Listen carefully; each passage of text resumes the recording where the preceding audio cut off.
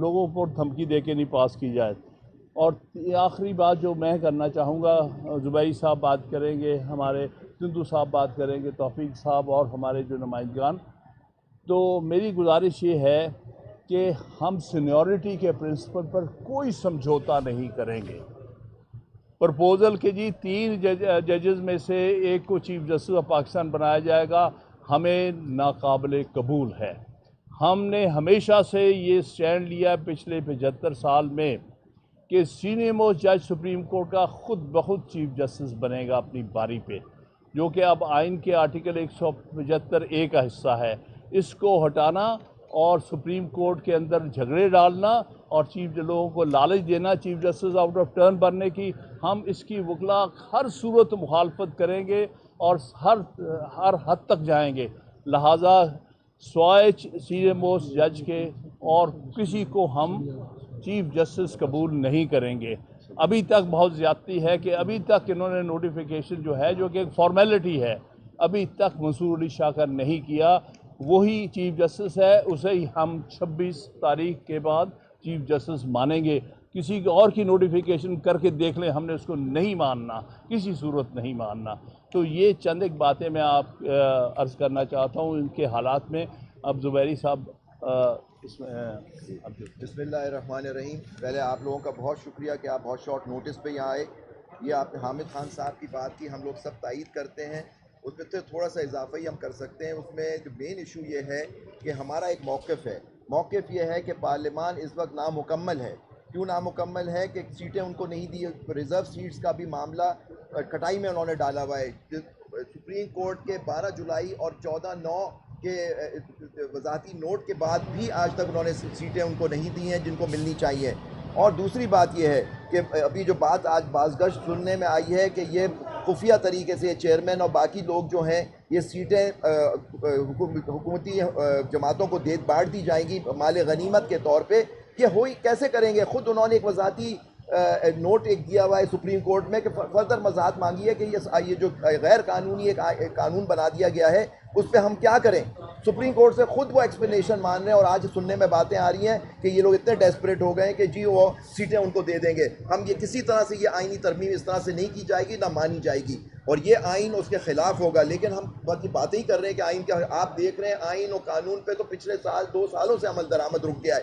Supreme court के फैसलों को नज़रअंदाज कर दिया जाता है। ये चेयरमैन और ये पिछले साल से आर्टिकल 6 के मुर्तकब हो रहे हैं। इन पे आप बात करें कंटेम्प्ट नहीं सर, इन पे आर्टिकल, ये जितने लोग हैं गद्दार वतन, ये मीर जाफ़र और मीर सादिक, इन पे आर्टिकल 6 लगना चाहिए, चाहे वो किसी भी जगह भी बैठे हुए हों। क्योंकि ये इन्होंने आइन, आप सुप्रीम कोर्ट के अहकामात को नहीं माने, आप आइन से खिलवाड़ करें, आप सुप्रीम कोर्ट को तबाह बर्बाद करें तो आप आर्टिकल 6 के मुर्तकब होंगे। ये 73 का आइन एक कॉन्सेंसस डॉक्यूमेंट था और पाकिस्तान के टूटने के बाद हुआ था। और आपको पता है किस वजह से पाकिस्तान टूटा था, कौन लोग हुकूमत में थे, ये पाकिस्तान टूटा था उस वक्त। उन्हीं की वजह से उनके 1956 के आइन को जिस तरह तोड़ा गया उसका नतीजा था ईस्ट पाकिस्तान हमसे अलग हो गया। आज ये फिर वही करने जा रहे हैं अपनी सिर्फ अना के लिए, अपनी हुकूमत के लिए कि आइन को तोड़ के रख दें। हम इसको किसी तरह बर्दाश्त नहीं करेंगे। हम लोग सब मुत्तहद हैं सारे वकला कि इसको ये तरमीम इस तरह से नहीं होगी।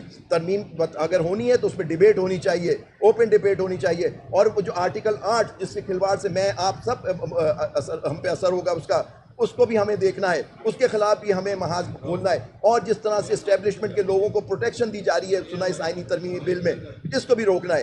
तो ये सारी चीज़ें हैं हमारा लाए, हम सब मुत्तफ़िक हैं क्योंकि हमें इस कौम से हम लोग सब मुहब्बे वतन पाकिस्तानी हैं यहाँ खड़े हुए आपके सामने।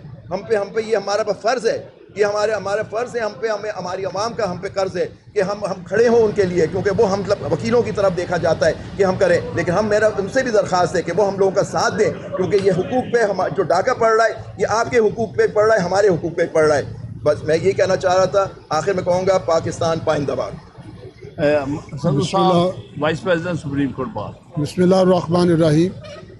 जैसा कि खान साहब ने फरमाया कि ये आइनी पैकेज एक ऐसा पैकेज है जो कि बदनिश्ती पर, मेला फ़ायदी पर मबनी है। ज़ाती मफाद एक शख्सियत के लिए जो है वो दिया जा रहा है। इसको अवाम किसी सूरत और ना ही ये काला कोट इसको तस्लीम करेगा।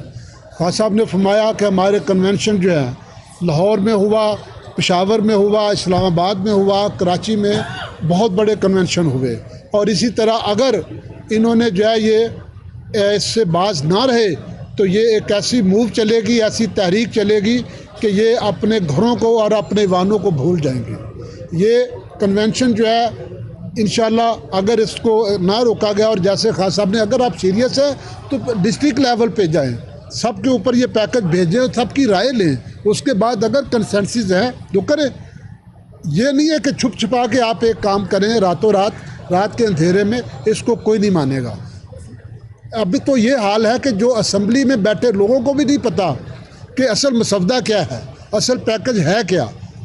तो इसको जो है वो भाई उसको ओपन करें, लाएं, पब्लिक के सामने लाएं। अवाम परेशान है, हर शख्स परेशान है कि ये क्या होने जा रहा है पाकिस्तान के अंदर, उसके कायन के साथ जो खिलवाड़ किया जा रहा है। कल को ये कहेंगे कि 2A जो है उसको भी ख़त्म कर दिया जाए, फलाने को भी ख़त्म, तो क्या इसको जो है वो मान लिया जाएगा? भाई ऐसा नहीं है। तो इसको लिए हम अगर ऐसा में ना बाज आए तो ये एक हर डिस्ट्रिक्ट लेवल पे, हर तहरीक लेवल, तहसील लेवल पे ये तहरीक चलेगी, और इंशाल्लाह पूरे पाकिस्तान के वकील जो है वो सड़कों पर होंगे, और उस वक़्त आपके पास कोई रास्ता नहीं होगा छुपने के लिए। बस यही, अवाम हमारे साथ है और हमेशा वो इंशाल्लाह, क्योंकि वो हक़ के साथ है। हमारी काले कोर्ट ने हमेशा हक़ के लिए जंग लड़ी है। हामिद खान साहब की क़यादत में हम जो है वो असूलों पर जो है वो एक वकालत कर रहे हैं, सियासत कर रहे हैं। तो इसके ऊपर इंशाल्लाह किसी किस्म का, किसी तरह का कॉम्प्रोमाइज़ नहीं होगा। Thank you very much. Taufiq साहब। Thank you. मैं हामिद खान साहब, आबद ज़ुबैरी साहब, vice president supreme court bar, Sandhu साहब की बातों की तायीद करते हुए 2-3 बातों का ऐड करना चाहता हूँ। सबसे पहले बात तो ये है कि इनका असल नीयत और इरादे जो हैं वो पहले आइनी मसवदे में जो पेश किया गया था उससे ज़ाहिर है, लेकिन वकला की आवाज़ और सियासी जमातें तमाम, मैं जहाँ क्रेडिट देता हूँ अभी तक की परफॉर्मेंस पे मौलाना फजल रहमान को, उसके साथ उन लोगों को भी क्रेडिट देना चाहिए कि जिन्होंने तमाम दबाव, तमाम लालच और तमाम जो है अपना चीज़ों के बावजूद, जिनकी माँओं, बहनों, बेटियों को तक को उठाया गया, और उस वक़्त उसके बावजूद वो अपनी जगह पे कायम है।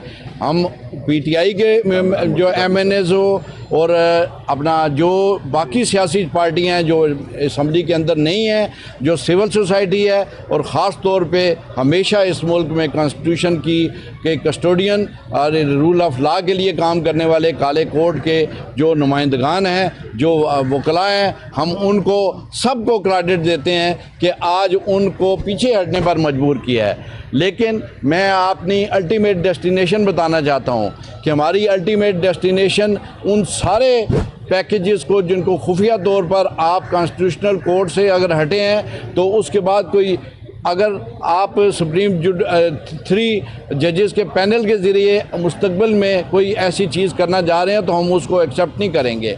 हम मुकम्मल तौर पे अदलिया को एग्जेक्टिव से आज़ाद करना चाहते हैं, और आर्टिकल 2A के तहत जो आज़ादी को गारंटी किया गया है उसके ज़ामन के तौर पे काम करेंगे।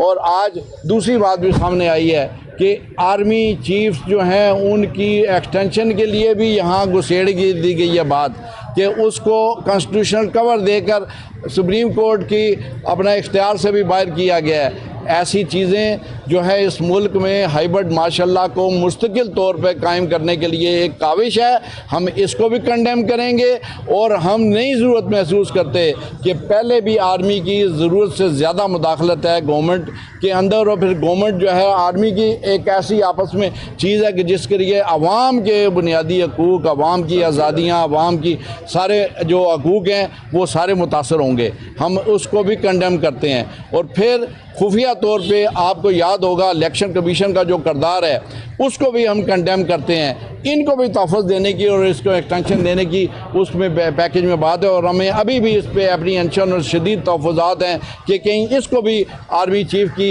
एक्सटेंशन के साथ इलेक्शन कमीशन की और उनके मेंबरों की एक्सटेंशन के लिए, क्योंकि आज 11 बजे उनका इजलास इस पर हो रहा है कि आर्मी जो पार्लियामेंट का एक्ट पास करता है उसको प्रिवेल किया जाए, और जो सुप्रीम कोर्ट का जो फैसला है उसको से पुष्ट करके हम उन सीटों को इनको देकर जो पीडीएम की गवर्नमेंट को दे के आईनी तरमीम करा लें। हम इनकी गलत फहमियों को दूर करना चाहते हैं। ये पार्लियामेंट इस बात का इख्तियार ही नहीं रखती। हम बुनियादी बात उससे असूल से अपने मौक़िफ़ से नहीं हटे कि इनको इख्तियार ही नहीं है कि ये पर लेजिस्लेशन करें।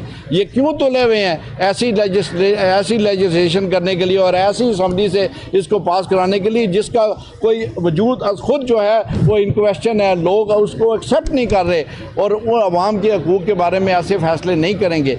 दूसरी और आखिरी बात मैं अर्ज़ करना चाहता हूँ कि यहाँ दावा किया जा रहा है कि हम वकला को बार एसोसिएशन को नुमाइंदगी देंगे और उनको स्टेक होल्डर उनकी राय ली है। अगर पाकिस्तान बार कौंसिल की राय आई है, आबद ज़ुबैरी साहब 6 लोग ये इन्होंने मुखालफत की है और अक्सरियत की बुनियाद पर जो लोग हैं हम उनको मुस्तरद करते हैं। उनकी वो राय फारूक अचनाई की राय जो है वाइस चेयरमैन के ओहदे पर आजकल बैठा हुआ है, उसकी राय पीपल्स पार्टी की राय हो सकती है, वकला की राय नहीं हो सकती। इसी तरह सुप्रीम कोर्ट बार के सदर जो है वो लॉ मिनिस्ट्री के ज़ेर असर काम करता है। वो इस वक्त सबसे बड़ी हमारी सितम ज़रीफ़ी ये है कि हमारी supreme court bar association law ministry की बी टीम के तौर पे काम कर रही है और आइंदा भी बी टीम ही के ज़रिए वो काम कराना चाहते हैं। हम इसलिए जो वकला हैं उनकी बात करते हैं, आप दें वकला को। इसका सबसे बड़ा सबूत ये है कि आज तक जब से बात हुई है, आज तक किसी बार एसोसिएशन किसी बार कौंसिल से एक तहसील से भी इस पाइनी पैकेज के हक़ में कोई जो है करारदाद नहीं आई। हर जहाँ भी जाते हैं वहाँ लोग इसकी मुखालफत कर रहे हैं। और मैं आखिरी बात ये करना चाहता हूँ कि गलतफहमियाँ जो हैं अपनी दूर कर लें। हम इतने ना कमज़ोर हैं और ना इतने बेबस हैं और ना अपना पीछे हटने वाले हैं। सियासी जमातें कॉम्प्रोमाइज़ कर सकती हैं, ये वकील कॉम्प्रोमाइज़ नहीं कर सकते। और मेरी हामिद खान साहब से बात हुई और मुझे फ़ख्र है इनकी क़यादत पर। इन्होंने कहा मेरी राय हमेशा वकीलों के साथ चलेगी और वकीलों ही की राय जो है ना वो अहमियत इख्तियार करेगी। इसलिए हम बताना चाहते हैं अगर आपने किसी भी तरीके से ये ऐसी कोई आइनी पैकेज को मंजूर करा लिया अपने, तो उसको ये कौम जो है मुस्तरद करेगी और वकीलों की आवाज़ पे 2007 से ज़्यादा शिद्दत के साथ उसको मुस्तरद करेगी। और हम इंशाअल्लाह पूरी कुव्वत के साथ जब निकलेंगे तो फिर आपका कोई ठिकाना नहीं होगा और आपको ये पैकेज क्या, आपको ये बहुत कुछ वापस लेना पड़ेगा। Thank you very much.